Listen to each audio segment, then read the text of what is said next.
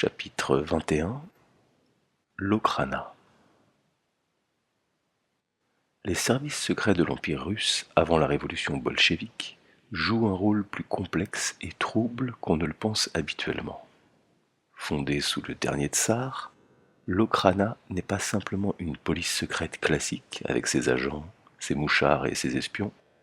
Selon le texte, cette organisation était elle-même une association subversive et criminelle, ce qui facilitait grandement la tâche au cercle que le texte désigne sous le nom d'Illuminati. Des sommes considérables d'argent, provenant notamment des banquiers internationaux, transitaient vers l'Okhrana. Alfred Milner, un personnage clé qui sera plus tard un pilier du groupe secret appelé la Round Table, était impliqué dans cette machinerie financière. Cette aide financière permettait à l'Okhrana d'infiltrer profondément le mouvement bolchevique. En effet, une partie importante des membres de l'Okhrana était déjà à l'intérieur des cercles les plus intimes du parti bolchevique avant même la Révolution. Le texte précise qu'en 1908, sur les 5 membres du comité bolchevique de Saint-Pétersbourg, 4 appartenaient à l'Okhrana. Ces agents jouaient un rôle crucial. Ils faisaient transiter les fonds des banquiers vers les bolcheviks, ce qui permettait de renforcer leur emprise et de réprimer efficacement leurs adversaires politiques, notamment les mencheviks et le Parti socialiste. 2 agents de l'Okhrana ont même travaillé à la Pravda, le journal emblématique du parti bolchevique, en tant qu'éditeur et directeur financier, contribuant ainsi à soutenir la propagande et la légitimité du mouvement. Une figure particulièrement emblématique dans ce contexte est Joseph Staline.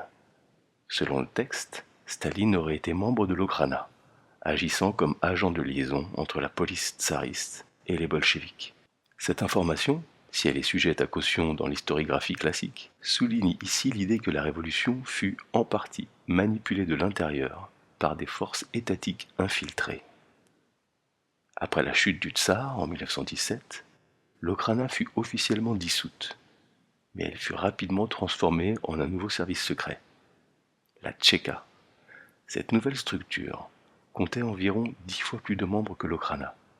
Ce service évolua ensuite sous différents noms, GPU, OGPU, puis NKWD en 1934.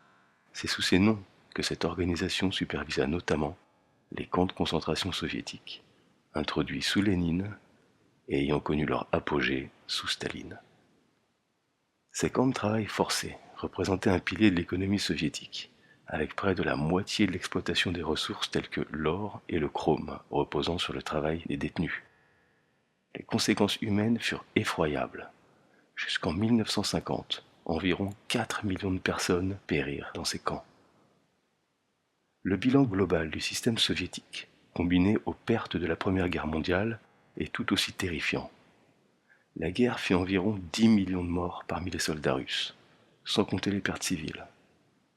Le système communiste lui-même aurait causé, selon le texte, environ 40 millions de morts supplémentaires jusqu'en 1950.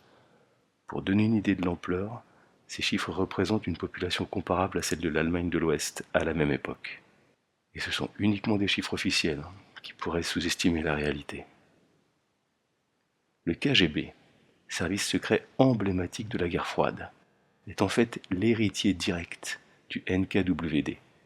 En 1982, le KGB comptait 90 000 officiers supérieurs et une force frontalière de 175 000 hommes, ce qui en faisait le plus grand service secret au monde, position qu'il devait conserver encore une décennie. Sur le plan économique, la Gosbank, la banque centrale soviétique, fonctionnait de manière similaire à la Réserve fédérale américaine. Elle créait de l'argent à partir de rien, selon le rêve de tout capitaliste financier. Mais la Gosbank avait aussi un contrôle bien plus strict sur l'économie que les banques centrales occidentales. En effet, toutes les transactions entre entreprises soviétiques devaient passer par elle, lui permettant ainsi de surveiller de près l'ensemble des flux financiers du pays.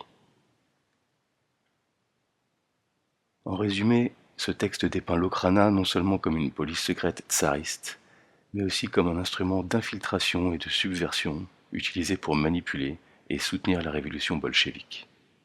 Cette manipulation s'inscrit dans un contexte plus large d'un contrôle étroit des élites financières et politiques sur les événements révolutionnaires et sur l'appareil d'État soviétique qui en résulta. Le poids écrasant des services secrets et des mécanismes financiers, ainsi que le coût humain colossal, témoignent des profondes tensions et contradictions qui marquèrent la Russie du XXe siècle.